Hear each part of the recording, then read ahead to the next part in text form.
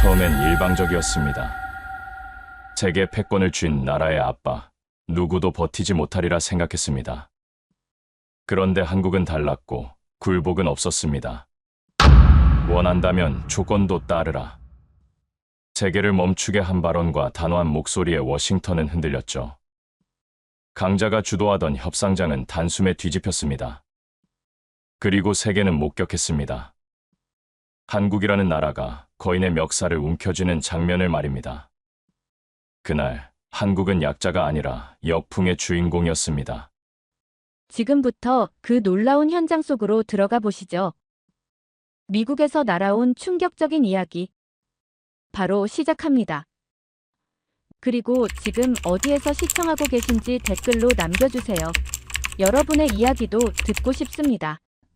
그 전에 잠깐 1초 만에 누를 수 있는 좋아요 버튼을 꾹 눌러주시면 영상 제작에 큰 힘이 됩니다. 그럼 바로 사연 시작하겠습니다. 도대체 어떤 논리입니까? 세계 최고 기술진을 중범죄자처럼 구금하다니. 저는 그 장면을 생생히 기억해요. 조지아주에서 한국 LG 핵심 인력 300명이 격리 수용되는 충격적 장면을 말입니다. 열악한 시설에서 형편없는 대우를 받으면서도 꺾이지 않던 그들의 자존심, 최악의 처우에도 굴복하지 않던 그들의 품격, 그 순간 저는 깨달았어요. 미국이 진짜 두려워하는 게 뭔지 말입니다. 안녕하세요. 저는 찰스 맥그리거입니다. 오랫동안 미군 전략사령부에서 군사분석을 담당했고 나토 브뤼셀에서도 안보자문으로 일했어요. 현재는 워싱턴 DC 기반 국제안보 싱크탱크에서 선임연구원으로 활동하고 있습니다. 그날은 평범한 화요일 오후였는데 조지아주 현지 시간으로 정확히 오후 2시 10분경이었어요. 갑자기 LG 배터리 공장 앞이 아수라장이 되기 시작했습니다. 연방수사관 차량들이 줄지어 들어오면서 공장 전체를 완전 봉쇄해버린 거죠. 저는 그때 현장 취재차 방문 중이었는데 눈앞에 펼쳐지는 광경이 도저히 믿어지지 않았어요. 검은색 SUV에서 내린 수사관들의 표정은 차가웠습니다. 마치 테러리스트라도 잡으러 온 것처럼 말이에요. 하지만 그들이 연행하려는 건 세계 최고 수준의 배터리 기술을 보유한 한국 엔지니어들이었어요. 박사학위를 가진 연구원들, 10년 넘게 배터리 셀 기술을 연구해온 전문가들, 심지어 미국 특허를 여러 개 보유한 핵심 인력들까지 포함되어 있었습니다. 연행 과정에서 벌어진 일들은 정말 참담했어요. 300명이 넘는 한국 기술진들이 결박 장치에 묶인 채 줄지어 끌려 나오는 모습을 보면서 저는 제 눈을 의심했습니다. 이들은 범죄자가 아니라 세계 최고의 기술자들이었거든요. 그런데 마치 중범죄 용의자를 다루듯 강제 연행하는 모습은 충격 그 자체였어요. 더욱 가슴 아픈 건 현장에서 목격한 비인도적 상황들이었습니다. 일부 현장 요원들이 한국인들을 향해 던진 조롱 섞인 발언들, 안녕하세요를 비꼬듯 따라하며 웃는 모습들, 동양인을 비하하는 제스처들까지. 저는 군 복무 중에 다양한 인종과 함께 일해봤지만 이런 수준의 모독적 행위는 처음 봤어요. 특히 동맹국 국민에게 이런 짓을 한다는 게 도저히 이해할 수 없었습니다. 한 명의 한국 엔지니어가 저에게 다가와서 말했어요. 저희는 범죄자가 아닙니다. 저희는 이 나라 경제에 기여하고 있는 기술자들입니다. 그의 목소리는 떨리고 있었지만 눈빛만은 굴복하지 않았어요. 오히려 더 강한 의지가 보였습니다. 그 순간 저는 깨달았어요. 이들이 품고 있는 건 두려움이 아니라 분노와 결이라는 걸 말입니다. 구금시설의 상황은 더욱 열악했어요. 제가 나중에 확인한 바로는 이들이 수용된 곳은 습기와 곰팡이가 만연한 노후 시설이었습니다. 세계적 수준의 배터리 전문가들이 최소한의 급식으로 버텨야 했죠. 차가운 통조림 음식과 딱딱한 빵 조각들로 말이에요. 이건 단순한 조사구금이 아니라 의도적인 굴욕이었어요. 그들의 자존심을 꺾으려는 시도였습니다. 하지만 여기서 더 큰 의문점이 생겼습니다. 같은 조지아주에는 일본 도요타의 대규모 공장도 있었고 독일 벤츠와 BMW 시설들도 활발히 운영되고 있었어요. 심지어 중국 자동차 부품 업체들도 여러 곳 있었는데 그 어떤 일본이나 독일, 심지어 중국 기술자도 연행되지 않았습니다. 오직 한국 사람들만이 표적이 된 거죠. 이게 단순한 우연일 리가 없잖아요. 더 충격적인 건 미국 언론의 반응이었어요. 대부분 언론들이 이 사건을 마치 당연한 법 집행인 것처럼 보도했습니다. 불법 기술 이전 의혹, 국가보안 위협 같은 표현들을 사용하면서 말이에요. 하지만 실제로는 어떤 구체적 혐의도 제시되지 않았어요. 그저 의심스럽다는 이유만으로 300명을 한꺼번에 구금한 겁니다. 저는 그때 깨달았어요. 이건 법 집행이 아니라 전략적 압박이었다는 걸 말입니다. 미국이 진짜 두려워하는 건 북한의 핵도 아니고 중국의 군사력도 아니었어요. 바로 한국 기업들의 기술 혁신 속도였습니다. 특히 배터리 분야에서 한국이 보여주는 압도적 우위가 미국을 조급하게 만들고 있었던 거죠. 한국 본국의 반응은 그야말로 폭발적이었습니다. 주요 언론들이 연일 특보를 내보내며 이 사건을 대서특필했어요. 동맹국에 대한 배신, 기술, 굴욕 외교라는 표현들이 헤드라인을 장식했습니다. 거리 곳곳에서는 분노한 시민들의 목소리가 터져나왔죠. 차라리 관세를 내겠다. 미국 없이도 살 수 있다는 여론이 급속히 확산되기 시작했어요. 특히 인상 깊었던 건 한국 젊은 세대들의 반응이었습니다. 소셜미디어를 통해 우리 기술자들을 지키자, 한국 기술의 자존심을 보여주자는 메시지들이 빠르게 퍼져나갔어요. 이건 단순한 항의가 아니었습니다. 한국 국민 전체의 자존심에 불을 지른 거였어요. 며칠 후 구금에서 풀려난 몇몇 엔지니어들과 직접 대화할 기회가 있었는데 그들의 증언은 더욱 충격적이었어요. 우리를 마치 스파이처럼 취급했습니다. 기술 자료를 모두 압수당했고 개인 휴대폰까지 뒤졌어요. 하지만 우리는 꺾이지 않았습니다. 오히려 더 강해졌죠라는 말들이 인상적이었어요. 가장 기억에 남는 건 한 선임 연구원의 말이었습니다. 저희는 20년 넘게 배터리 기술을 연구해왔어요.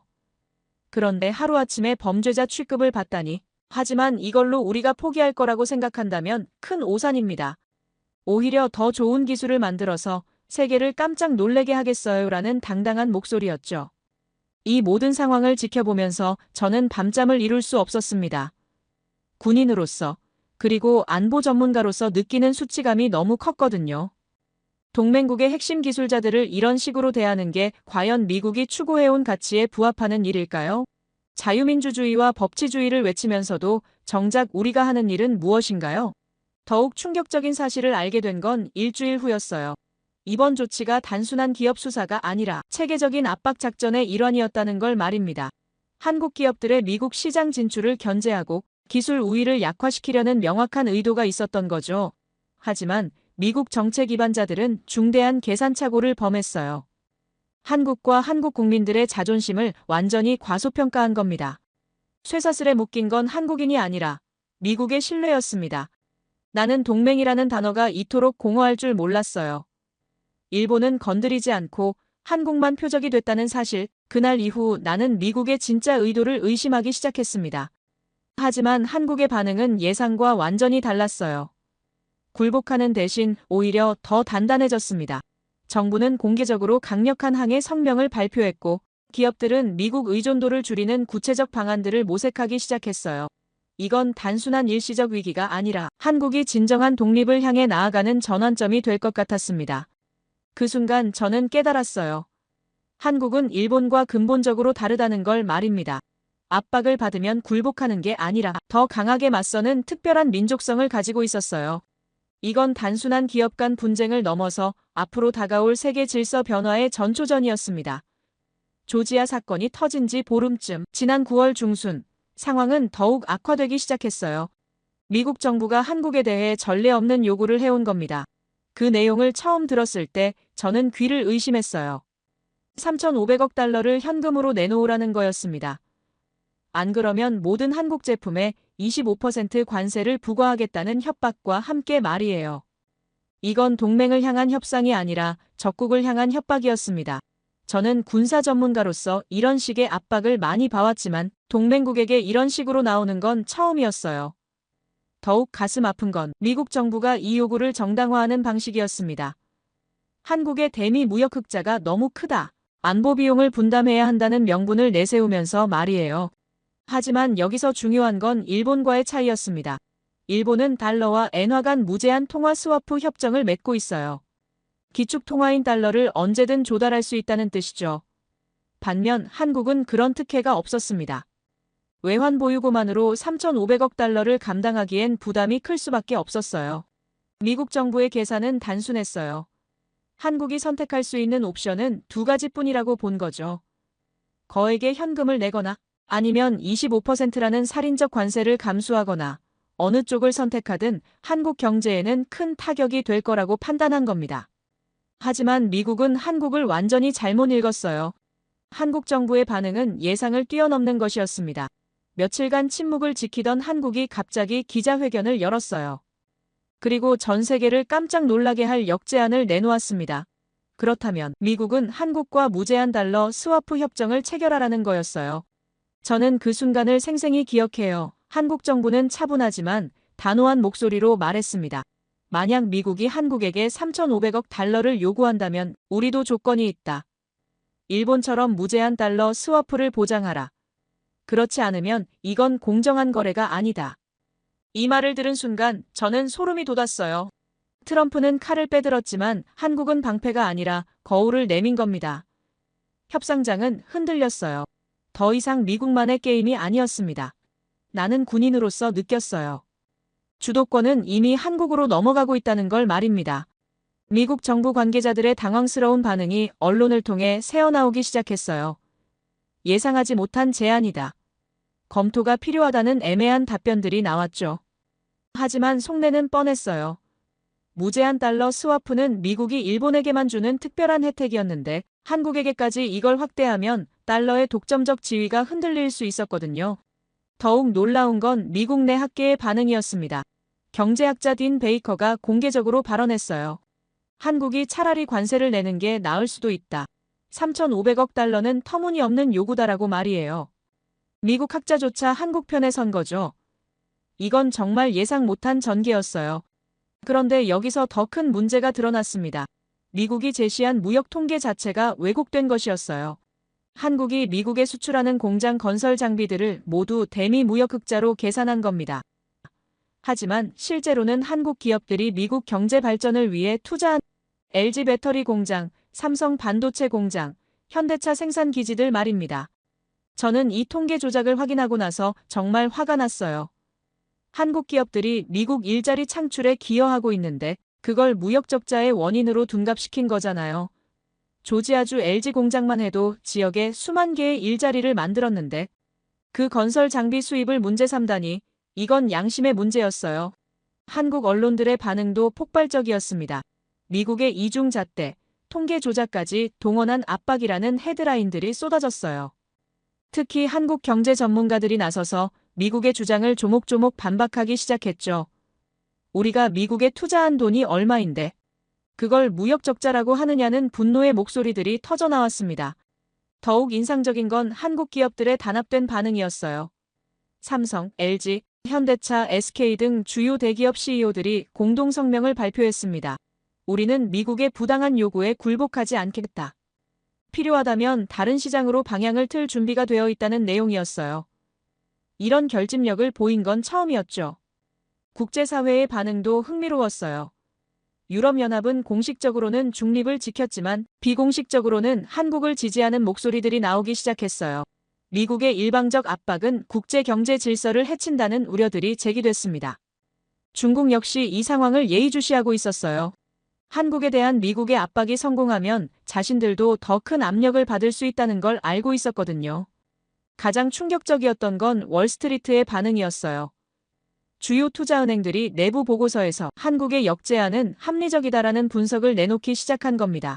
3,500억 달러 요구는 과도하며 달러 스와프 제공 없이는 불공정한 거래라는 평가들이 나왔어요.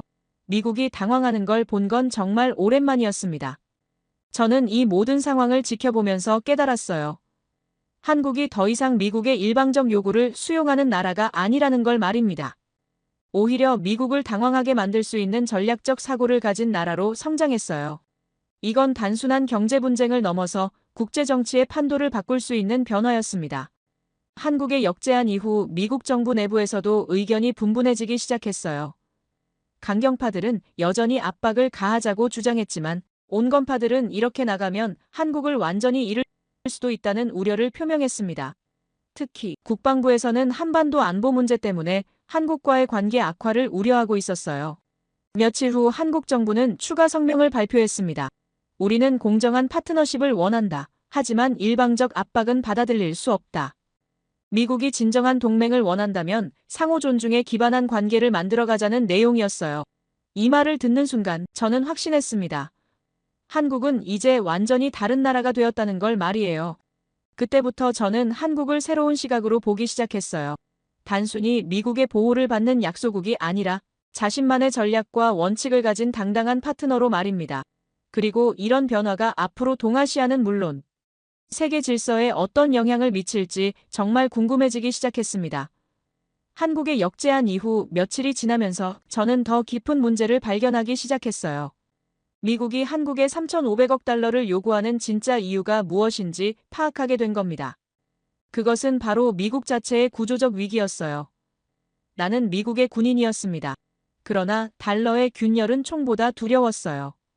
9월 셋째 주 충격적인 데이터가 공개됐습니다. 미국의 국가부채 이자 지출이 국방비를 넘어선 겁니다. 군인으로서 수치였어요. 총알보다 이자가 많다니. 연간 부채 이자만 8천억 달러를 넘어섰는데 국방비는 7천억 달러 수준이었습니다. 이런 역전 현상은 미국 역사상 처음 있는 일이었어요.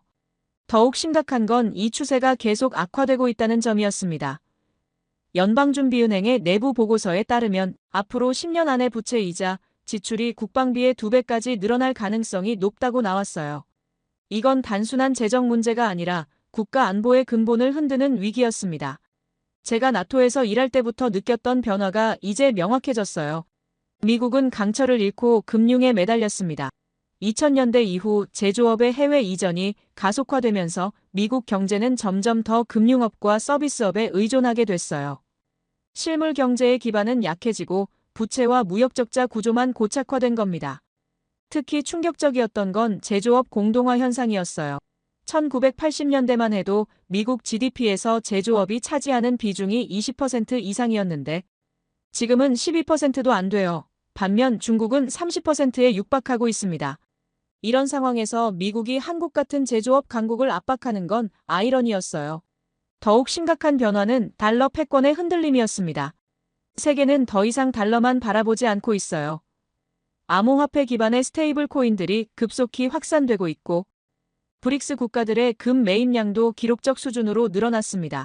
이건 달러에 대한 불신의 신호였어요. 중국의 부상도 멈추지 않았습니다. GDP 기준으로 중국이 미국의 70% 수준까지 올라왔어요.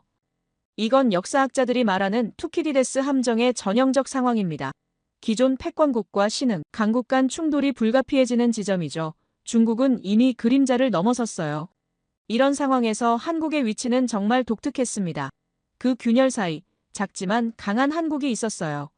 미국도 중국도 한국 없이는 자신들의 전략을 완성할 수 없는 상황이 된 겁니다. 반도체와 배터리 기술에서 한국이 보유한 핵심 기술들은 양쪽 모두에게 필수적이었어요. 패권은 무력만으로 유지되지 않습니다. 경제력과 기술력이 뒷받침돼야 하는데 미국은 이 부분에서 한국에 크게 의존하고 있었어요. 삼성 반도체 없으면 아이폰도 만들 수 없고 LG 배터리 없으면 전기차 전환도 불가능한 상황이었습니다. 이게 미국이 한국에 강압적으로 나올 수밖에 없었던 이유였어요. 하지만 한국의 대응은 예상과 완전히 달랐습니다. 압박을 받으면 굴복하는 대신 오히려 자신들의 전략적 가치를 더 명확히 인식하게 된 거예요. 달러가 흔들릴 때 세계는 한국을 주목하기 시작했습니다. 이건 우연이 아니라 필연이었어요. 국제금융시장의 반응도 흥미로웠습니다. 한국의 역제안 이후 원화 가치가 오히려 상승하기 시작했어요. 투자자들이 한국을 더 안전한 자산으로 보기 시작한 겁니다. 반면 달러는 미묘한 하락세를 보였어요. 이런 변화는 작지만 중요한 신호였습니다. 저는 이 모든 데이터를 분석하면서 깨달았어요. 미국의 3,500억 달러 요구는 단순한 돈 문제가 아니라 생존 문제였다는 걸 말입니다. 부채 이자를 감당하기 위해서는 어디서든 돈을 끌어와야 했고 한국이 가장 만만한 상대로 보인 거였어요. 하지만 이건 완전한 오판이었습니다. 한국 정부의 추가 발표는 더욱 놀라웠어요. 미국이 달러 스와프를 거부한다면 우리는 다른 선택지를 고려할 것이라는 내용이었습니다. 이게 무슨 뜻인지는 명확했어요. 중국과의 위안화, 스와프 확대나 유럽과의 협력 강화를 의미하는 거였죠. 특히 인상 깊었던 건 한국의 외환 정책 변화였어요. 기존에는 달러 중심의 외환 보유고 운용을 했는데 점진적으로 다변화를 추진하기 시작한 겁니다. 유로화, 엔화, 심지어 금까지 포함해서 말이에요. 이런 움직임은 달러 의존도를 줄이려는 전략적 선택이었어요. 국제사회의 반응도 빠르게 변했습니다. 아세안 국가들이 한국의 입장에 공감을 표하기 시작했어요. 강대국의 일방적 압박은 중소국 모두의 문제라는 인식이 확산된 겁니다. 심지어 일본 내에서도 한국의 대응이 합리적이라는 목소리들이 나오기 시작했어요. 중국의 반응은 더욱 직접적이었습니다. 한국과의 경제 협력을 더 확대하겠다는 메시지를 공개적으로 보냈어요. 반도체와 배터리 분야에서 한국 기업들에 대한 투자도 늘리기 시작했습니다. 이건 미국에게는 악몽 같은 시나리오였어요. 유럽연합도 움직이기 시작했습니다. 한국과의 기술 협력을 강화하겠다는 발표를 했어요. 특히 그린 에너지와 디지털 전환 분야에서 한국의 기술력을 인정하며 파트너십을 제안한 겁니다. 이런 상황에서 미국만 한국을 압박하는 건 점점 더 고립되는 길이었어요. 가장 충격적이었던 건 월스트리트 저널의 사설이었습니다. 미국은 한국을 잃어서는 안 된다라는 제목으로 정부의 압박 정책을 비판하기 시작한 거예요. 한국은 일본과 다르다. 압박하면 굴복하는 나라가 아니다라는 분석까지 나왔습니다. 저는 이 모든 변화를 지켜보면서 확신했어요. 한국이 단순한 미국의 동맹국에서 벗어나 독립적 행위자로 부상하고 있다는 걸 말입니다. 달러 패권의 균열 속에서 한국은 새로운 기회를 찾고 있었어요. 이건 위기가 아니라 전환점이었습니다. 며칠 후 한국 경제부총리의 발언은 더욱 명확했어요. 우리는 어떤 나라의 속국도 아니다. 상호 존중에 기반한 파트너십만 받아들일 것이라고 했습니다. 이 말을 듣는 순간 저는 깨달았어요. 한국이 정말로 변했다는 걸 말입니다. 중국의 부상은 멈추지 않았다. 그러나 한국은 기묘한 균형점에 있었어요. 미국과 중국 사이에서 어느 한쪽에 완전히 기대지 않으면서도 양쪽 모두에게 필수적인 존재가 된 겁니다. 이런 위치는 역사상 매우 드문 일이었어요. 저는 그때 확실히 알았습니다. 앞으로 다가올 시대는 미국 중심의 단극 체제가 아니라 다극화된 세계가 될 거라는 걸 말이에요. 그리고 그 새로운 질서의 중심에 한국이 서 있을 가능성이 높다는 걸 깨달았습니다. 며칠 후 한국 정부에서 전 세계를 놀라게 할 발표가 나왔어요. 청와대 브리핑룸에서 대변인이 단호한 목소리로 말했습니다. 대한민국 정부는 미국의 일방적 요구를 최종 거부한다. 이것은 동등한 파트너 간의 협상이 아니라 굴욕적 조약 강요다. 저는 그 순간 소름이 돋았어요. 25% 관세. 한국은 그것을 굴욕이 아니라 방패로 삼았습니다. 이어진 발언은 더욱 충격적이었어요. 우리는 차라리 관세를 내겠다. 굴복하며 살기보다는 당당하게 어려움을 감수하겠다는 내용이었습니다. 작은 나라는 거인의 멱살을 잡은 겁니다. 저는 보았어요. 한국이 협상을 전쟁으로 바꾸는 순간을 말입니다. 미국 언론들의 반응은 즉각적이었어요. CNN에서는 한국의 예상 밖 선택이라는 속보를 내보냈고 뉴욕타임스는 동맹국의 전례 없는 반발이라고 보도했습니다. 하지만 가장 주목받은 건 월스트리트 저널의 분석이었어요. 한국은 일본과 다르다. 압박에 굴복하지 않는 특별한 DNA를 가진 나라라는 평가였습니다. 월가의 반응은 더욱 극적이었어요. 주요 투자은행들이 긴급회의를 소집했습니다. 골드만삭스의 한 애널리스트는 한국이 정말로 관세를 감수할 각오라면 이건 완전히 새로운 게임이라고 분석했어요. 모건 스탠리도 비슷한 보고서를 냈습니다. 한국의 결단은 아시아 전체 질서를 바꿀 수 있다는 내용이었죠. 하지만 진짜 충격은 한국 기업들의 반응에서 나왔습니다. 대부분 전문가들은 한국 기업들이 미국 투자를 철수할 거라고 예상했어요. 그런데 삼성, LG, 현대차, SK 등 주요 기업들이 내놓은 답은 달랐습니다. 철수가 아니라 속도 조절을 선택한다는 거였어요. 이건 전략적 포진이었습니다. 삼성의 한 임원이 기자회견에서 말했어요. 우리는 도망가지 않는다. 다만 우리 조건에 맞는 속도로 진행할 뿐이다. LG도 마찬가지였습니다. 조지아 공장 건설은 계속하지만 추가 투자는 상황을 보며 결정하겠다고 발표했어요. 현대차는 더 직설적이었습니다. 관세가 부과되면 그만큼 현지 가격에 반영될 것이라고 했죠. 이런 반응을 본 미국 정부는 당황하기 시작했어요. 원래 계산은 이랬습니다. 한국 기업들이 관세를 두려워해서 정부에 압력을 넣을 거라고 본 거죠. 그러면 한국 정부가 결국 굴복할 거라고 예상한 겁니다. 하지만 현실은 정반대였어요. 기업들이 오히려 정부 결정을 지지하고 나선 거였습니다. 더욱 예상치 못한 일이 벌어졌어요. 미국 내 한국 공장들에서 일하는 현지 직원들이 불안해하기 시작한 겁니다. 조지아주 LG 공장만 해도 지역 주민 수만 명이 직간접적으로 일자리를 얻고 있었어요. 엘라베마 현대차 공장도 마찬가지였습니다. 갑자기 이들이 한국 기업들이 떠나면 어떻게 되나라는 우려를 표하기 시작했어요. 지역 정치인들의 반응도 흥미로웠습니다. 조지아주 주지사가 워싱턴의 한국 기업들과의 관계 악화는 우리 주에 치명적이라는 메시지를 보냈어요.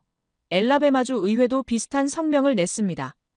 연방정부의 정책이 지역 경제를 위험에 빠뜨리고 있다는 내용이었죠. 한국 기업들의 관세내도 버틴다 선언은 미국 기업들을 압박하기 시작했어요. 한국 부품 없이는 제품을 만들 수 없는 미국 기업들이 불안해하기 시작한 겁니다. 애플만 해도 삼성 반도체 없으면 아이폰 생산이 불가능해요. GM과 포드도 LG 배터리에 크게 의존하고 있었습니다. 실리콘밸리의 반응은 더욱 직접적이었어요.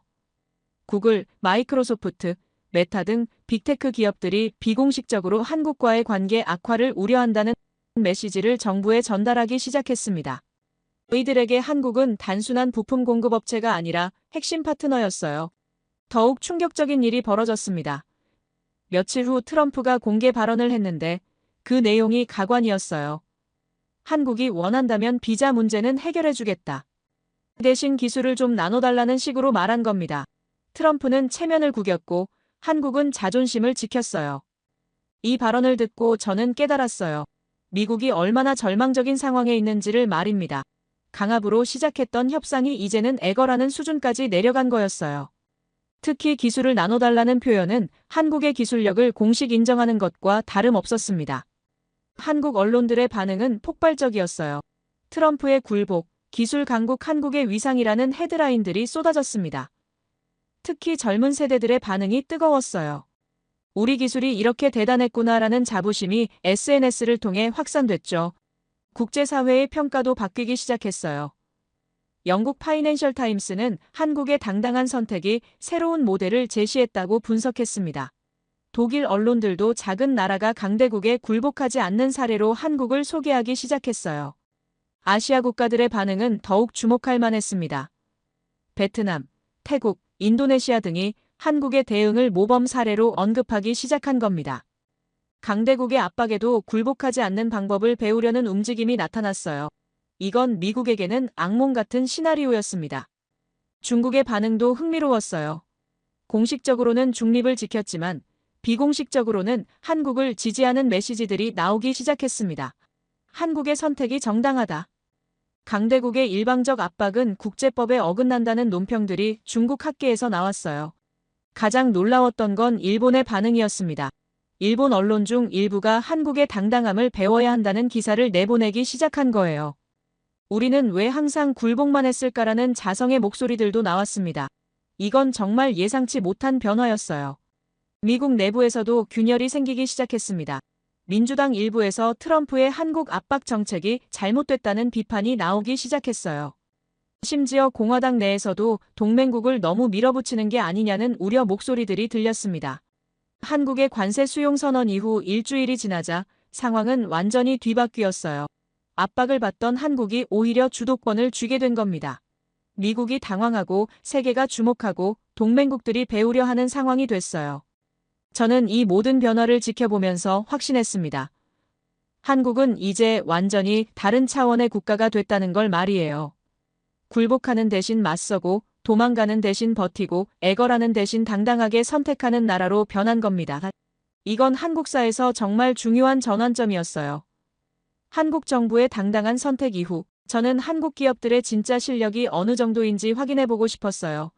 하지만 조지아 사태 이후 민감한 상황에서 직접 방문은 불가능했습니다. 그래서 며칠 동안 각종 자료와 화상회의를 통해 분석을 시작했어요. 그때 알게 된 사실은 정말 충격적이었습니다. 4개의 방패가 있었어요. 그것은 한국이었습니다. 첫 번째로 분석한 건 한화 시스템이었어요. 워싱턴 DC 사무실에서 받은 한화 측 브리핑 자료를 보는 순간 저는 눈을 의심했습니다. 무인 드론과 레이더 시스템들의 성능 데이터를 보면서 말이에요. 화상회의에서 한화 관계자가 자랑스럽게 말했습니다. 저희는 더 이상 무기를 수입하지 않아요. 이제 수출하는 나라가 됐습니다. 가장 놀라웠던 건 자율방공망 시스템 자료였어요. 인공지능이 적 미사일을 자동으로 탐지하고 요격하는 기술인데 이미 폴란드와 루마니아 수출이 확정됐다는 계약서를 확인할 수 있었습니다. 나토 회원국들이 한국 무기를 사겠다고 줄을 서고 있다는 거였어요. 그들은 더 이상 총알을 수입하지 않습니다. 이제 수출해요. 특히 충격적이었던 건 중동 지역 수출 실적 보고서였어요.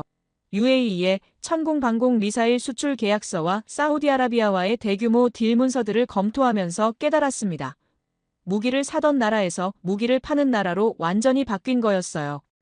이런 데이터를 보면서 저는 확신했습니다. 한국이 더 이상 미국의 보호에만 의존하는 나라가 아니라는 걸 말이에요. 두 번째로 분석한 건 삼성 반도체 부문이었습니다. 제가 받은 삼성 측 기술 설명 자료와 시장 점유율 보고서를 보는 순간 마치 미래 세계를 엿보는 것 같았어요.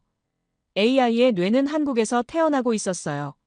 화상회의에서 삼성 관계자가 설명해줬습니다. 저희가 만드는 메모리 반도체 없으면 챗GPT도 작동할 수 없어요. 구글 클라우드도 아마존 웹서비스도 모두 삼성 칩에 의존하고 있습니다. 이 말을 듣는 순간 소름이 돋았어요. 세계 AI 혁명의 핵심이 바로 한국에서 만들어지고 있었던 겁니다.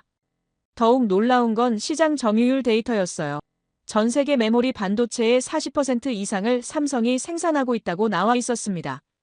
특히 최첨단 AI 칩 분야에서는 60%까지 점유율이 올라간다는 자료였어요. 미국도 중국도 삼성 없이는 AI 개발이 불가능한 상황이었습니다. 삼성 임원이 화상회의에서 의미심장한 말을 했어요. 미국이 우리를 압박하지만 정작 미국 빅테크 기업들은 매일 우리에게 물량을 늘려달라고 요청해요. 이런 아이러니가 또 있을까요? 라고 말이에요. 삼성 반도체 없으면 아이폰도 만들 수 없고 테슬라 자율주행도 불가능한 상황에서 한국을 압박한다는 게 얼마나 모순적인지 깨달았습니다. 세 번째로 검토한 자료는 LG 에너지 솔루션이었어요. 조지아 사건의 당사자였지만 제공받은 기술 보고서와 글로벌 계약 현황을 보면 오히려 더 당당해져 있었습니다. 화상회의에서 만난 연구진들의 자신감은 대단했어요. 쇠사슬로 묶여도 배터리는 한국이 만듭니다라는 말이 인상적이었습니다. LG 배터리 기술 분석 자료는 정말 압도적이었어요. 전기차용 배터리에서 전 세계 시장 점유율 2위를 차지하고 있고 특히 안전성 분야에서는 1위라고 되어 있었습니다. GM, 포드, 현대차, 볼보까지 모든 주요 자동차 메이커들이 LG 배터리를 사용한다는 계약서들을 확인할 수 있었어요. 가장 충격적이었던 건 에너지 저장 시스템 분야 보고서였습니다. 풍력과 태양광으로 생산한 전기를 저장하는 대형 배터리인데 이 분야에서 LG가 세계 1위라는 데이터였어요. 미국의 그린 뉴딜 정책도 LG 배터리 없이는 실현 불가능한 상황이었습니다. 화상회의에서 연구소장이 말했어요. 조지아에서 우리 직원들을 구금했지만 결국 미국이 더 곤란해질 거예요. 우리 기술 없이는 탄소 중립도 전기차 전환도 불가능하니까요. 쇠사슬은 한국인을 묶은 게 아니라 미국의 미래를 묶었다는 걸 그때 확실히 깨달았습니다. 마지막으로 검토한 자료는 현대자동차 기술 보고서였어요. 받아본 문서들을 보니 단순한 자동차 회사가 아니었습니다.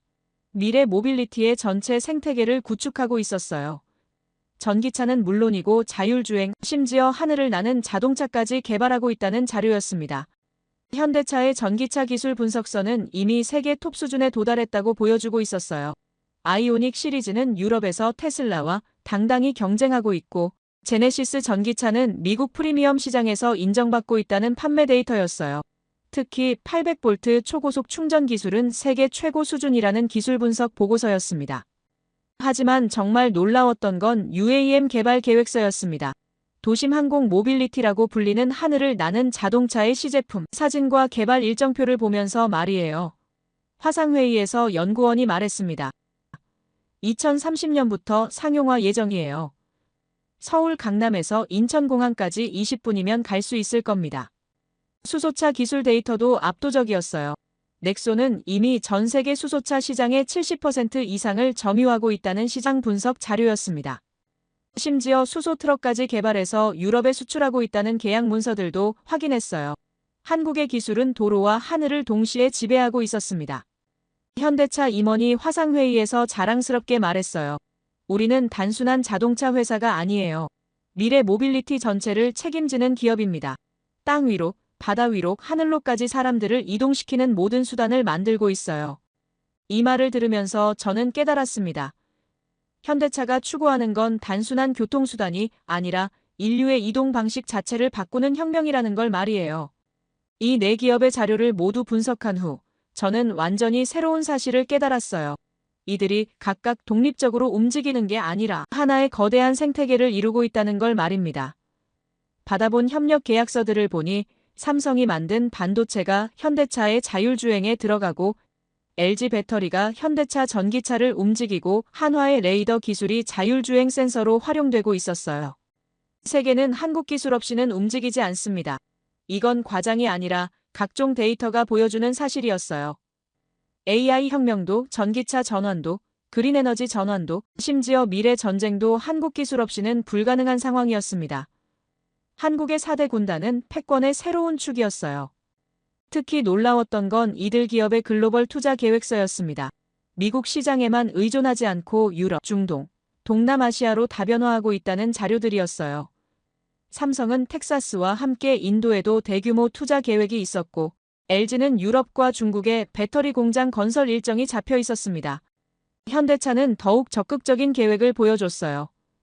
인도네시아에 전기차 공장을 짓고 체코와 터키에서도 생산을 확대한다는 투자 계획서였습니다. 한화는 중동과 유럽에서 방산 수출을 늘린다는 마케팅 전략서를 제공했어요. 이런 다변화 전략이 미국의 압박을 무력화시키는 핵심이었습니다. 연구개발 투자 규모 데이터도 놀라웠어요. 삼성만 해도 연간 R&D 투자가 20조 원이 넘고 현대차도 수조 원을 기술 개발에 쏟아붓고 있다는 재무 보고서였어요. 이런 투자 덕분에 한국이 기술 격차를 벌리고 있는 거였습니다. 가장 인상 깊었던 건 화상회의에서 느낀 이들의 자신감이었습니다. 미국의 압박에 굴복하기는커녕 오히려 더 강해지겠다는 의지를 보이고 있었어요. 우리 기술이 세계 최고라면 어디서든 통할 것이라는 확신이 있었습니다. 저는 이 모든 자료를 분석하면서 깨달았어요. 4개의 방패가 세계를 바꾸고 있다는 걸 말입니다. 한화의 방산 기술, 삼성의 반도체, LG의 배터리, 현대차의 모빌리티가 하나로 결합되면서 한국을 지키는 방패이자 세계를 움직이는 동력이 되고 있었어요. 이제 저는 확신했습니다. 한국이 미국의 압박을 버틸 수 있는 이유를 말이에요. 단순히 정신력이나 의지 때문이 아니라 실제로 세계가 필요로 하는 핵심 기술들을 보유하고 있기 때문이었습니다. 이런 나라를 함부로 압박한다는 게 얼마나 어리석은 일인지 깨달았어요. 한국 4대 기업의 강력한 기술력을 확인한 지 며칠 후 미국 정부는 더욱 강화된 압박을 가하기 시작했어요. 이번에는 직접적인 경제 제재였습니다. 한국 기업들에 제공하던 각종 보조금을 대폭 축소하고 비자 발급도 까다롭게 만들기 시작한 거였어요. 폭풍이 몰려왔습니다. 가장 먼저 타격을 받은 건 삼성이었어요. 텍사스 반도체 공장 건설에 지원하기로 했던 연방정부 보조금 50억 달러가 재검토 대상이 됐다는 통보를 받았습니다. LG 역시 조지아 배터리 공장 지원금이 동결됐어요. 현대차 엘라베마 공장도 마찬가지였습니다. 이건 명백한 경제적 압박이었어요. 더욱 심각했던 건 비자 문제였습니다. 한국 기술자들의 미국 입국이 갑자기 어려워지기 시작한 거예요. 추가 심사가 필요하다는 이유로 비자 승인이 지연되고 이미 미국에 있던 한국 직원들도 연장 신청이 거부되는 사례가 늘어났습니다. 이런 식으로 한국 기업들을 흔들려는 의도가 너무 뻔했어요. 한국 기업 내부에서는 경론이 벌어지기 시작했습니다. 철수냐 잔류냐, 기업마다 경론이 오갔어요. 일부에서는 이런 대우를 받으면서까지 미국에 있을 이유가 있느냐는 목소리가 나왔고 다른 쪽에서는 그래도 미국 시장을 포기할 수는 없다는 의견이 맞섰습니다. 삼성 내부 회의 자료를 보니 정말 치열한 논쟁이 벌어졌더라고요. 한 임원은 우리가 굽혀 살 이유는 없다. 기술은 우리가 더 앞서 있지 않나라고 했고 다른 임원은 하지만 미국 시장 규모를 생각하면 쉽게 포기할 수 없다고 반박했어요. 이런 내부 갈등은 다른 기업들도 마찬가지였습니다. 하지만 며칠 후 상황은 완전히 다른 방향으로 흘러가기 시작했어요. 그러나 한국은 다른 길을 열었습니다. 정부와 기업들이 동시에 움직이면서 미국만이 선택지가 아니다라는 메시지를 전 세계에 발신하기 시작한 겁니다. 첫 번째 반전은 유럽에서 일어났어요. 독일 정부가 갑자기 삼성에 독일의 반도체 공장을 지어달라는 공식 제안을 해온 겁니다. 미국이 보조금을 끊는다면 독일이 더 좋은 조건을 제시하겠다는 거였어요. 프랑스와 네덜란드도 비슷한 제안을 했습니다. 유럽 전체가 한국 기업 유치 경쟁에 뛰어든 거였죠. LG에게는 더 놀라운 제안들이 쏟아졌어요. 폴란드가 조지아보다 더 좋은 조건으로 배터리 공장을 유치하겠다고 나섰고, 헝가리와 체코도 경쟁적으로 투자 유치에 나섰습니다. 심지어 영국까지 브렉시트 이후 최대 규모 투자를 환영한다며 손을 내밀었어요. 현대차에 대한 러브콜도 엄청났습니다. 인도네시아 정부가 동남아 전기차 허브로 만들어주겠다며 파격적 조건을 제시했고, 인도와 베트남도 경쟁적으로 투자 유치 제안을 해왔어요. 심지어 멕시코까지 북미 시장 공략 기지로 활용하라며 나섰습니다. 가장 놀라웠던 건 중동 지역의 반응이었어요. UAE가 한화의 중동 전체 방산 허브로 만들어달라는 제안을 했고, 사우디아라비아도 네옴시티 건설에 한국 기술을 총동원해달라고 요청했습니다.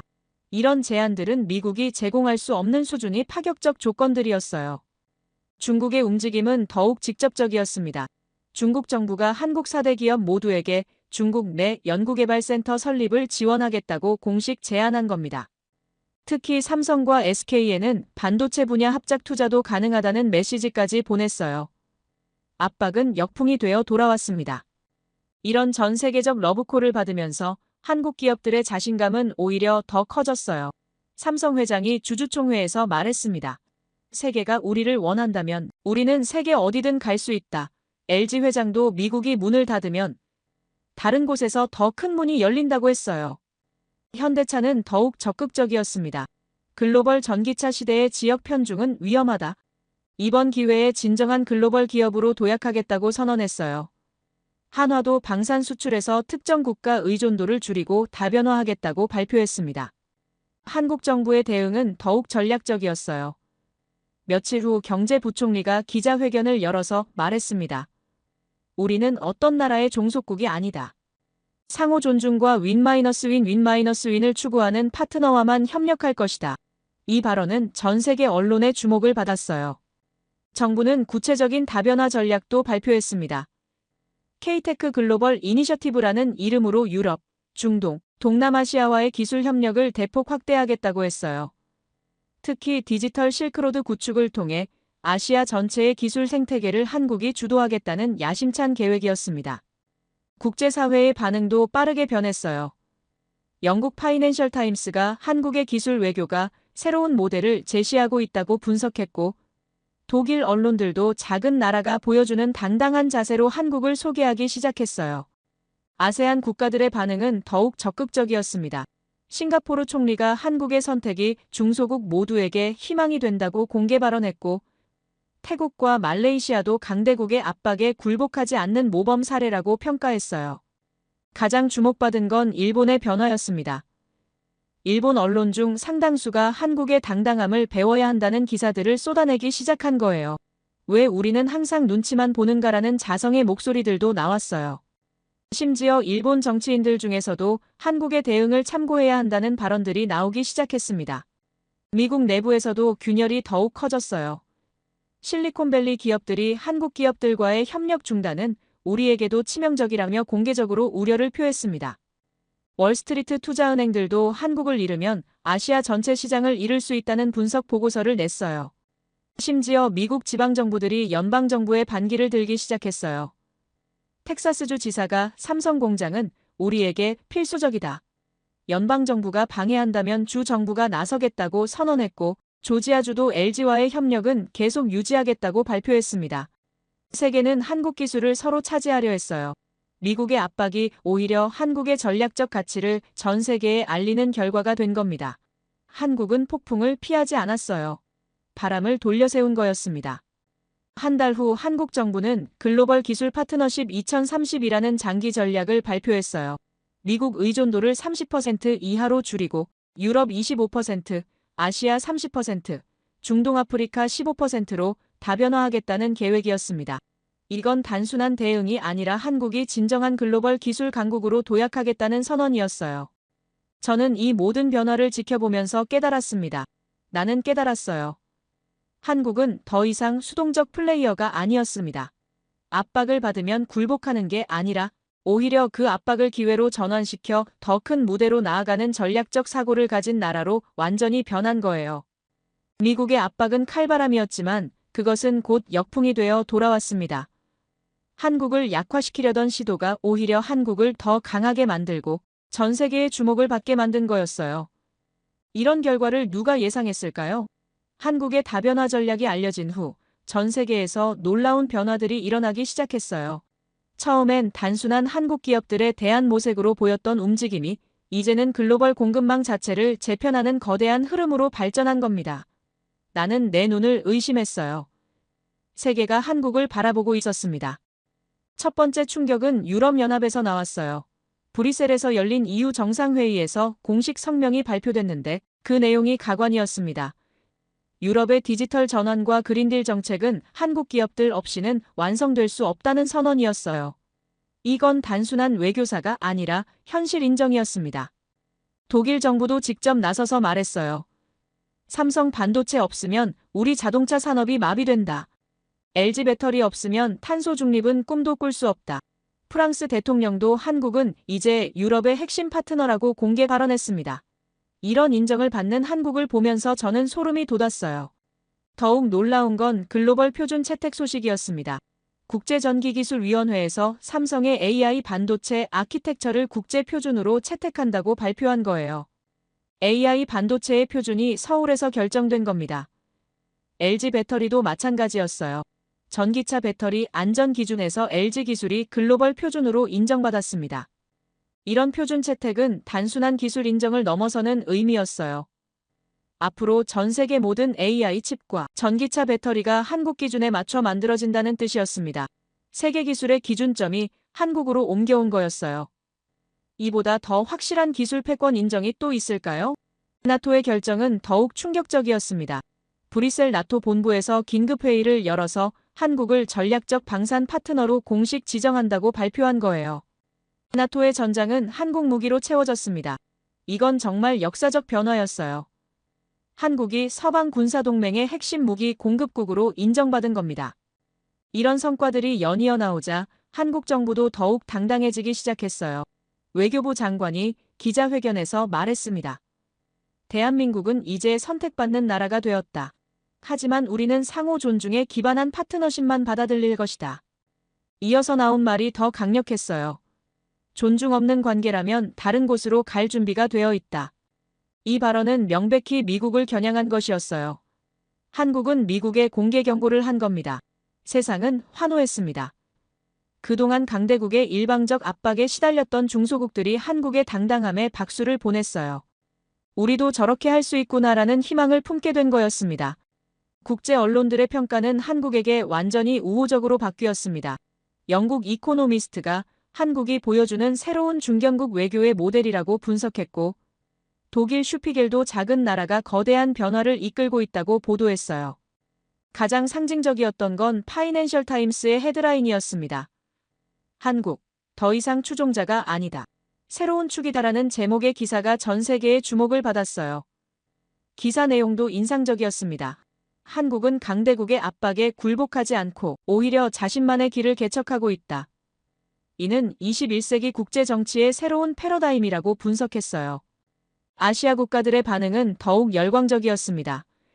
싱가포르 총리가 한국이 보여준 것은 작은 나라도 당당할 수 있다는 증명이라고 칭찬했고, 태국 외무장관도 한국의 선택이 우리 모두에게 용기를 주고 있다고 말했어요. 트럼프의 압박은 역풍이 되어 그를 덮쳤습니다. 원래 한국을 굴복시켜서 다른 나라들에게 본보기를 보여주려던 계획이 완전히 뒤바뀐 거예요. 오히려 한국이 다른 나라들에게 이렇게 하면 된다는 모범 사례가 되어버렸습니다. 저는 이 모든 변화를 지켜보면서 확신했어요. 세계는 이제 한국에서 답을 찾고 있었습니다. 강대국의 일방적 압박에 어떻게 대응해야 하는지, 기술력을 바탕으로 어떻게 당당한 외교를 펼칠 수 있는지 한국이 그 해답을 보여주고 있었어요. 나는 미국인이었지만 그날 한국을 존경하지 않을 수 없었습니다. 쇠사슬에 묶인 건 한국이 아니라 미국의 미래였어요. 세계가 한국을 선택하고 있는 이 상황을 보면서 저는 깨달았습니다. 21세기의 새로운 질서가 시작되고 있다는 걸 말이에요. 전 세계가 한국을 선택하는 흐름이 가속화된 후 저는 완전히 새로운 국제 질서의 가능성을 보기 시작했어요. 미국은 더 이상 홀로 세계를 지배하지 못합니다. 이제는 다극화된 세계에서 여러 축이 균형을 이루는 시대가 오고 있었어요. 그리고 그 중심에 한국이 서 있다는 사실을 부인할 수 없게 됐습니다. 가장 먼저 변화가 감지된 건 워싱턴 내부였어요. 트럼프의 한국 압박 정책에 대한 전면적 재검토가 시작됐다는 소식이 들려왔습니다. 국무부와 국방부에서 현재 정책이 미국의 국익에 도움이 되는가에 대한 긴급 검토에 들어갔다고 했어요. 심지어 백악관 내부에서도 한국과의 관계 개선이 필요하다는 목소리들이 나오기 시작했습니다. 미국의 주요 싱크탱크들도 움직이기 시작했어요. 브루킹스 연구소가 한국은 21세기 미국의 가장 중요한 파트너라는 보고서를 발표했고, 전략국제문제연구소도 한국과의 동맹 강화가 중국 견제의 핵심이라고 분석했습니다. 이런 보고서들이 쏟아지면서 정책 변화의 필요성이 점점 더 분명해지고 있었어요. 특히 인상 깊었던 건 펜타곤의 움직임이었습니다. 국방부가 한국 방산 기업과의 협력 확대를 검토한다는 발표를 했어요. 한화의 무인 드론 기술을 미군이 도입할 가능성을 열어둔 거였습니다. 이건 정말 큰 변화였어요. 불과 몇 달 전까지 한국을 압박하던 미국이 이제는 한국 기술을 필요로 하고 있다는 신호였습니다. 한국의 위치는 정말 독특해졌어요. 작지만 강한 균형추, 그것이 한국이었습니다. 미국과 중국이 패권 경쟁을 벌이는 사이에서 한국은 어느 한쪽에 완전히 기대지 않으면서도 양쪽 모두에게 필수적인 존재가 된 겁니다. 이런 위치는 역사상 정말 드문 일이었어요. 이런 변화들을 지켜보면서 저는 확신하게 됐습니다. 한국은 더 이상 변방이 아니라는 걸 말이에요. 21세기 글로벌 질서의 핵심 축 중 하나로 자리 잡았다는 것을 부인할 수 없게 됐어요. 그들은 존엄으로 싸웠고 기술로 이겼습니다. 앞으로의 전망도 밝다고 생각해요. 한국이 보여준 모델이 다른 나라들에게도 확산될 가능성이 높습니다. 기술력을 바탕으로 한 당당한 외교, 어느 한쪽에 종속되지 않는 균형, 외교, 상호 존중에 기반한 파트너십, 이런 것들이 새로운 국제관계의 표준이 될 수 있을 것 같아요. 미국도 변할 수밖에 없을 겁니다. 가장 중요한 건 한국이 보여준 정신이에요. 강대국의 압박에 굴복하지 않고 당당하게 맞서는 것, 하지만 적대적이 아니라 건설적인 방향으로 문제를 해결하는 것, 이런 접근 방식이 21세기 국제정치의 새로운 패러다임이 되었으면 좋겠습니다. 기술 발전도 더욱 가속화될 것 같아요. 한국 기업들이 보여준 혁신 능력이 전 세계 기술 발전을 이끌어갈 것이고, 이는 결국 인류 전체의 발전으로 이어질 거라고 생각합니다. AI, 전기차, 그린 에너지, 우주 항공까지 모든 분야에서 한국이 중요한 역할을 해나가길 바랍니다. 교육과 인재 양성 분야에서도 한국 모델이 주목받을 것 같아요. 창의적이고 도전적인 인재를 키우는 한국의 교육 시스템이 다른 나라들에게도 벤치마킹될 가능성이 높습니다. 전 세계 젊은이들이 한국에서 공부하고 경험을 쌓고 싶어 할 거예요. 환경 문제 해결에서도 한국의 역할이 클 것 같습니다. 그린 테크놀로지 분야에서 한국이 보여준 혁신들이 전 세계 탄소 중립 목표 달성에 크게 기여할 수 있을 거라고 생각해요. 깨끗한 지구를 만들어가는 과정에서 한국이 선도적 역할을 해나갔으면 좋겠습니다. 마지막으로 저는 개인적으로도 많이 배웠어요. 이제 나는 자랑스럽게 말합니다. 한국은 세계의 축이라고 말이에요. 크기가 아니라 가치로, 힘이 아니라 지혜로, 압박이 아니라 협력으로 세계를 이끌어가는 나라, 그것이 바로 한국이라는 것을 확신하게 됐습니다.